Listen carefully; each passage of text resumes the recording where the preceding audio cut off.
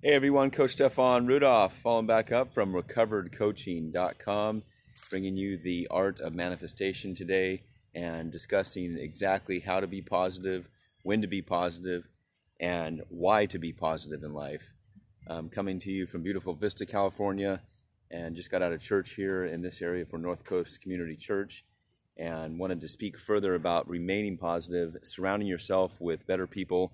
I know I discussed this a lot, but there's a area that came to my mind past week. Been taking some notes. Always remember to be journaling, as I say. Got the fuel for the soul, fuel your soul journal, and writing down exactly how I feel, positive, negative, what's going on in life, what's manifesting, what's not working.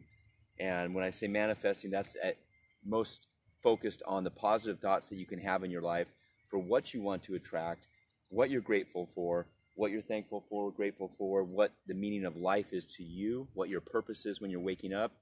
A lot of this information flows through me pretty quickly, I know, but go through this in your mind, through your heart every day.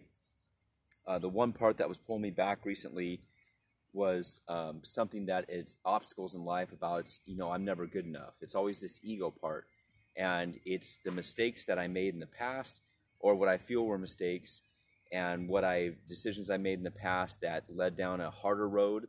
And I want to say everything happens for a reason. So when I see those mistakes now, I know why they happen because of where I am now, who I am now, and how I'm helping others now. So in your life, if you're at that mode in your life, as I call the 7-year shift, and you're going through a holy shift in life, and you're making mistakes, what you feel are mistakes, you're having regrets for maybe pain that you've caused other people, things you've done in your life that hurt other people. One part I want you to know is that things that pull us back are also things that can push us forward. Things that pull us back in life, things that pulled me back in life, drinking, making mistakes, fueling my narcissism back in the day is what I say alcohol did for me. It was a fuel for narcissism. It caused mistakes, it caused regrets, it caused more anger and more pain, and it was fueled more and more by alcohol, which covered the pain, which continued to cover the anxiety. It was filled by fueling my anxiety, fueling my stress, fueling my depression. I could not and would not face life because of this. So when I sobered up now almost 7 years, upon this journey and along this journey, I said one part that was pulling me back, I need to focus on what I can do to not repeat it, what I can do to keep pushing forward, what I can do to stay focused, stay positive. Remember, as I say with the MAP system, meditation, manifestation, awareness and attitude, prayer and or positive thinking. So I'm at this church now, of course, praying. I have a positive attitude, mindfulness, manifestation, meditation, those 3 areas for MAP. That's an M.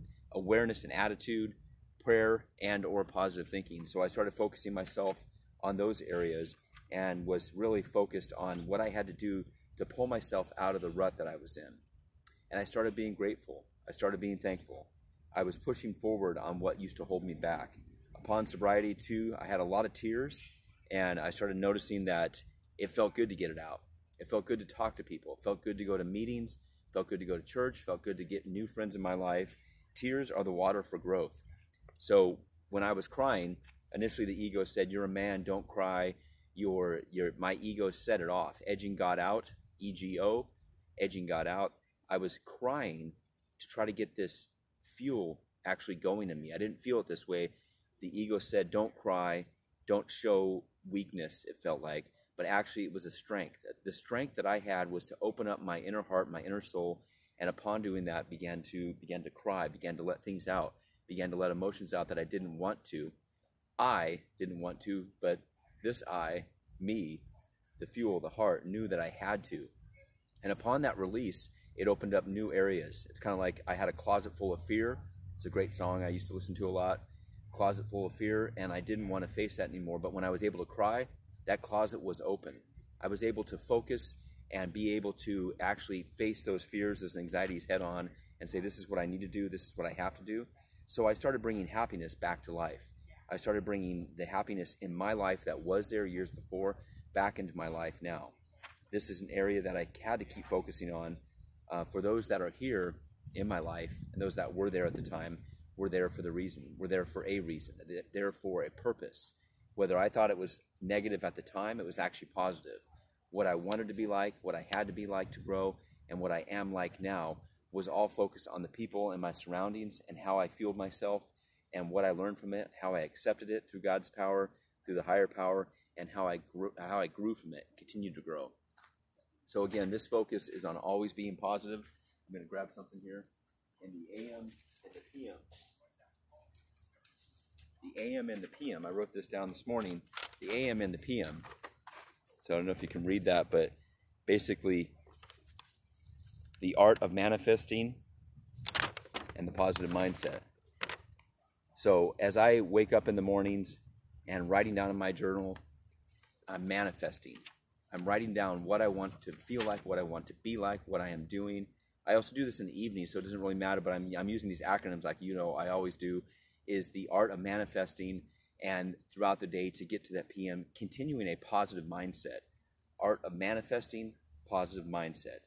Keep focusing on those areas, and that has become 24/7 for me. Even if I wake up, usually where the negativity, the anxiety, or any type of depression that comes still to play is usually at the 4 a.m., 5 a.m. time period when I wake up and my conscious is like coming out and saying, you have to do this, you have to do that. I start praying again. I start either going back to sleep or getting up, getting in a cold shower myself, and manifesting what I have to do, and how positive my day is going to be, how strong I'm going to be, how wonderful it's going to be. And bam, especially with a cold shower personally. You don't need to do this, but the cold shower, getting in the gym, and I feel amazing after that. But if I was to stay in bed and not get out of bed, I would be losing the ability to take control. I would be bedridden by anxiety. Many of you probably go through this.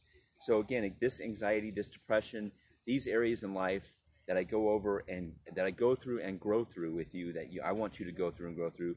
One part that pulls us back is actually a part that should push us forward.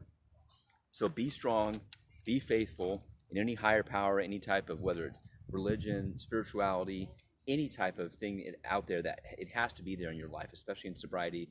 They say AA is more like focusing on a higher power, and that's what I say. No matter what you're going through and growing through right now, overcoming drugs, alcohol, depression, anxiety, you've been in jail even, the worst case scenario. I have a friend who just got out. Congratulations on that. You know your name. He's focusing on being able to grow through this and go through it and not give up. So you have to be the leader of your own future in here. Again, the ego will set you back and say you can handle the alcohol, you can handle the drugs, but that was the old you, and you didn't handle it. That's where you're at now. The new you, the me within you, that you point at yourself in your heart, is what you have to be doing in order to grow, what you have to be focusing on in order to grow. So keep that in mind. Please subscribe, like, and share on this YouTube channel, Recovered Coaching. For Coach Stefan Rudolph, I appreciate your time. Appreciate you manifesting the ultimate destiny. Feel free to get a hold of me. Email, hit like again, subscribe, like, and share. 760-215-2337. It's Coach Stefan Rudolph. You have a wonderful day and a blessed life. Peace.